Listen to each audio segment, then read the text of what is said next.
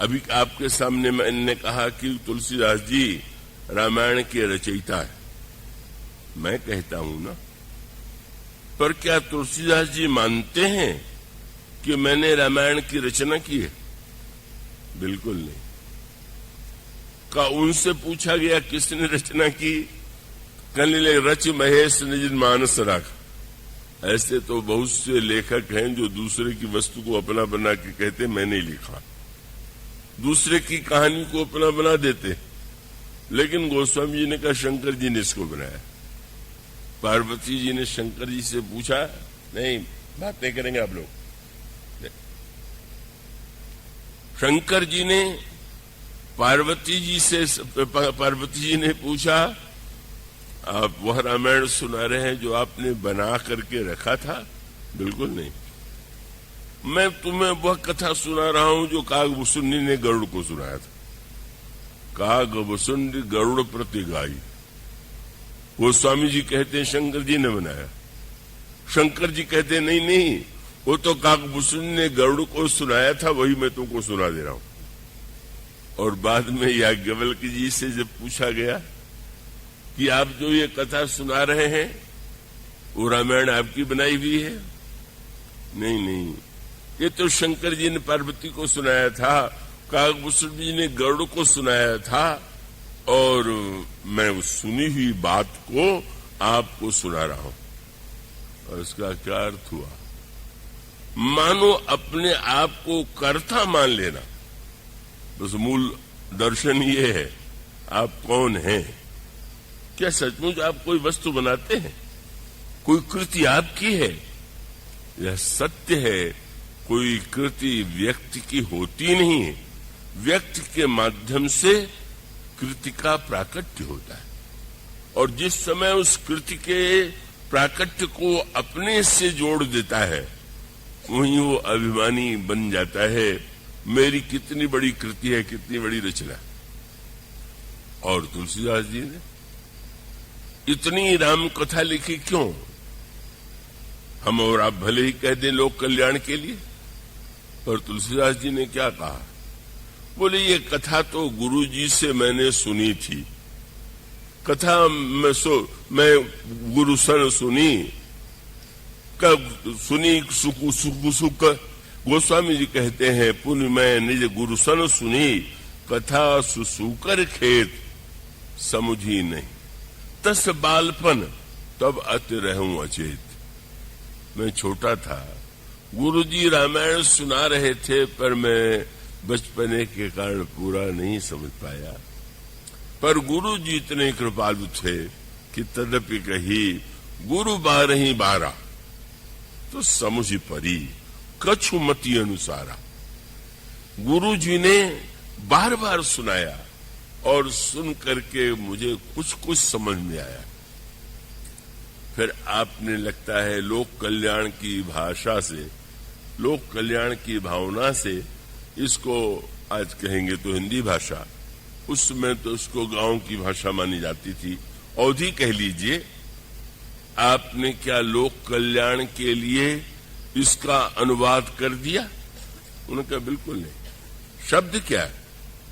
कितना बड़ा सूत्र है। गोस्वामी जी कहते हैं कि भाषाबद्ध करब में सोई, मोरे मन प्रबोध जे हो। गोस्वामी जी कहते किसी दूसरे के लिए नहीं, केवल मेरी समझ में आ जाए, अपने मन को प्रबोध दोने के लिए इसको मैंने भाषा में बनाया। और रामायण समाप्त होने के बाद उन्होंने क्या लिख दिया?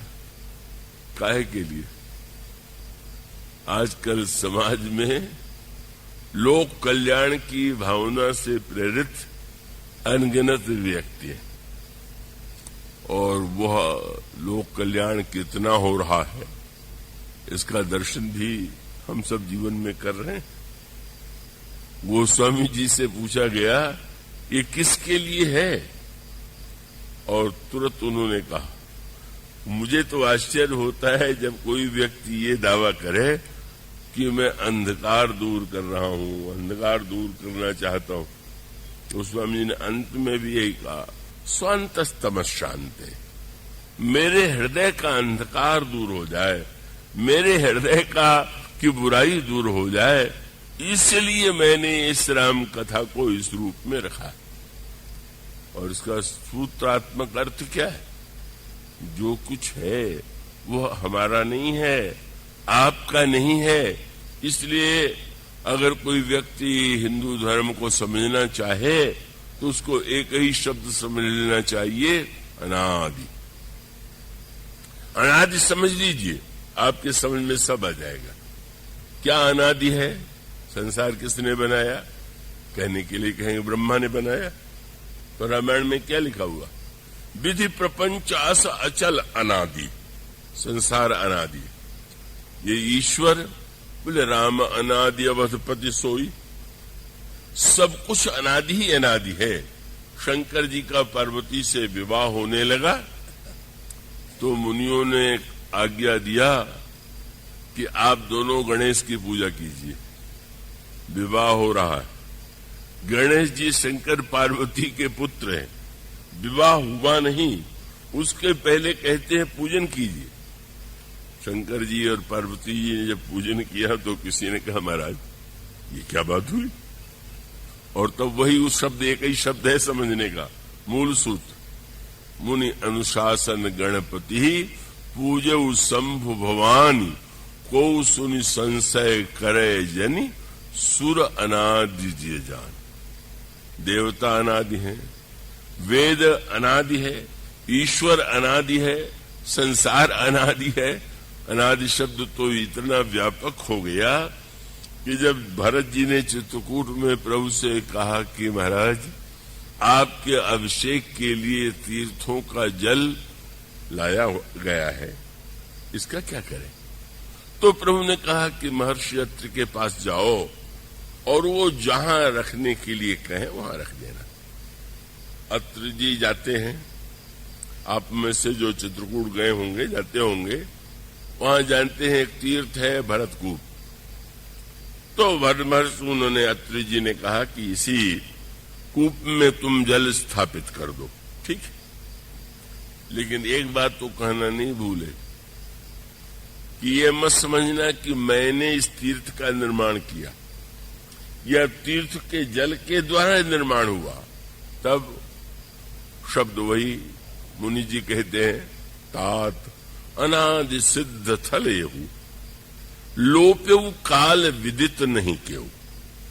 अनादि काल से यह था पर बीच में कभी लुप्त हो गया।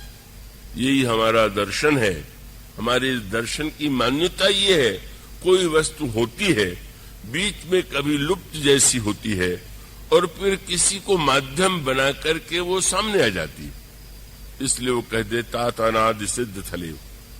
और इस सूत्र को अगर व्यक्ति समझ ले तो किसी बात में अभिमान होने का प्रश्न ही नहीं। जब कुछ सब कुछ है, वह चाहे ईश्वर का कह लीजिए, चाहे वो प्रारब्ध कह लीजिए, चाहे वो कर्म कह लीजिए, अनादित्व यह बताता है कि जहां व्यक्ति ने अपने आप को करने वाला माना, बस वहीं अपने लिए और दूसरों के लिए समस्या बन गया।